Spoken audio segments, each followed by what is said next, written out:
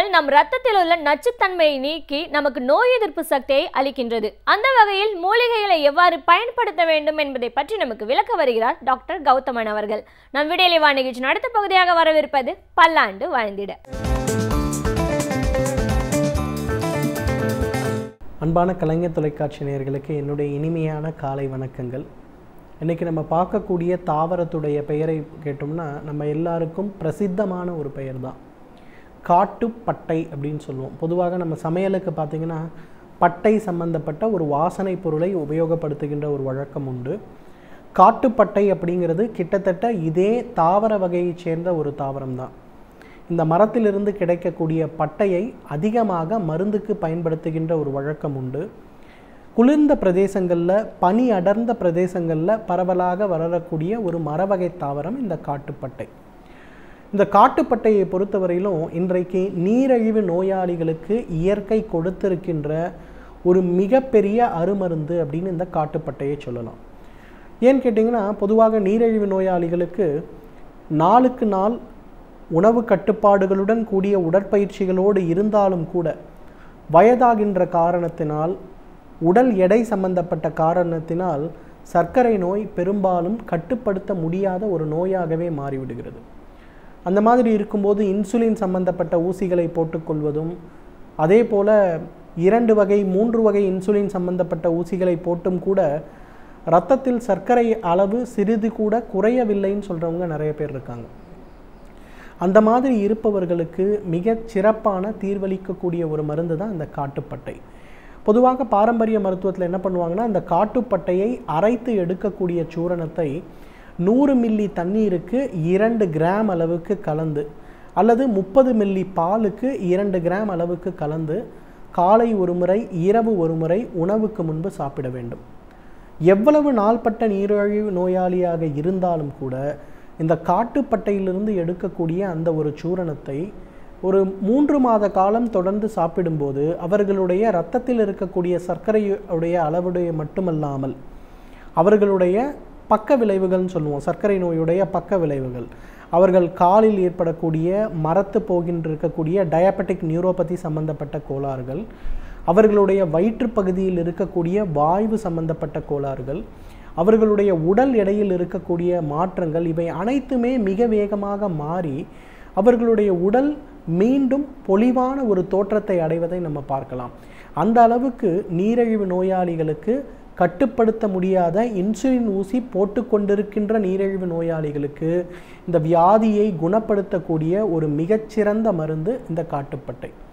இரண்டாவது பார்த்திங்கன்னா, இன்றைக்கு கொலஸ்ட்ரால் அப்படின்னு சொல்லக்கூடிய ஒரு நோய், அதாவது உடலில் இருக்கக்கூடிய கெட்டது செய்யக்கூடிய கொழுப்பு, நல்லது செய்யக்கூடிய கொழுப்பு, இந்த இரண்டிலும் ஒரு மாற்றம் ஏற்படும் போது ஏற்படுகின்ற ஒரு நோயின்னு சொல்லுவோம்.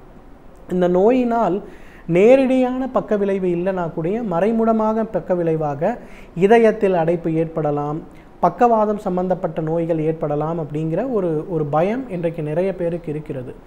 நிறைய பேர் பார்த்திங்கன்னா அதிக நார்ச்சத்து இருக்கக்கூடிய காய்கறிகள், கீரைகள், தண்ணீர் அருந்தக்கூடிய பழக்கம், உடற்பயிற்சி செய்யக்கூடிய பழக்கம், இந்த மாதிரி நிறைய விஷயங்களை செய்து கொண்டிருந்தாலும் கூட சிலர்லாம் பார்த்திங்கன்னா அந்த கொலஸ்ட்ராலுக்காக நிறைய மருந்துகளை உட்கொண்டு பார்த்தால் கூட அவர்களுடைய விகிதத்தில் நல்ல மாற்றங்கள் இல்லாமல் இருக்கும். அவர்களுக்கு சிறப்பான ஒரு நல்ல மாற்றத்தை அளிக்கக்கூடிய மருந்து இந்த காட்டுப்பட்டையிலிருந்து எடுக்கக்கூடிய சூரணம். இந்த காட்டுப்பட்டையிலிருந்து எடுக்கக்கூடிய சூரணத்தை உடல் எடையை பொறுத்து ஒரு நாளைக்கு 60 மில்லிகிராமிலிருந்து 200 மில்லிகிராம் வரை காலை ஒருவேளை உணவுக்கு முன்பு பாலில் கலந்து சாப்பிட வேண்டும்.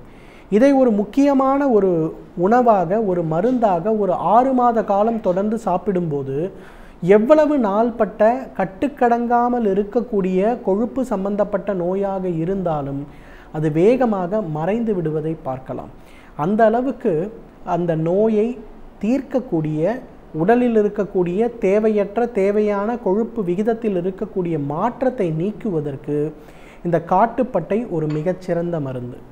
அதே போல் இந்த காட்டுப்பட்டை பார்த்திங்கன்னா பெண்களுக்கு ஏற்படக்கூடிய வெள்ளைப்படுதல் சம்பந்தப்பட்ட நோய்க்கு ஒரு சிறப்பான மருந்துன்னு சொல்லலாம். பொதுவாக பெண்களுக்கு இந்த வெள்ளைப்படுதல் சம்பந்தப்பட்ட நோய் ஏற்படும் போது அது பிற்காலத்தில் அவர்களுடைய பிறப்புறுப்பு சம்பந்தப்பட்ட புற்றுநோயாக மாறுவதற்கு கூட வாய்ப்பு இருக்கிறது.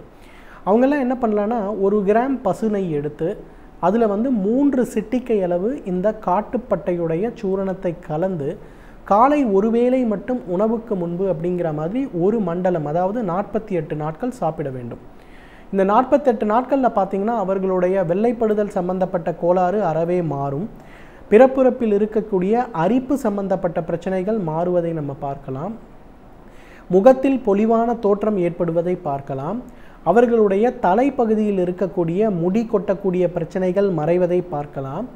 அனைவற்றுக்கும் மேலாக பார்த்திங்கன்னா அவர்களுடைய உடல் அளவில் மனதளவில் ஏற்பட்டிருந்த பிரச்சனைகள் எல்லாம் குறைவதை கூட நம்ம பார்க்க முடியும்.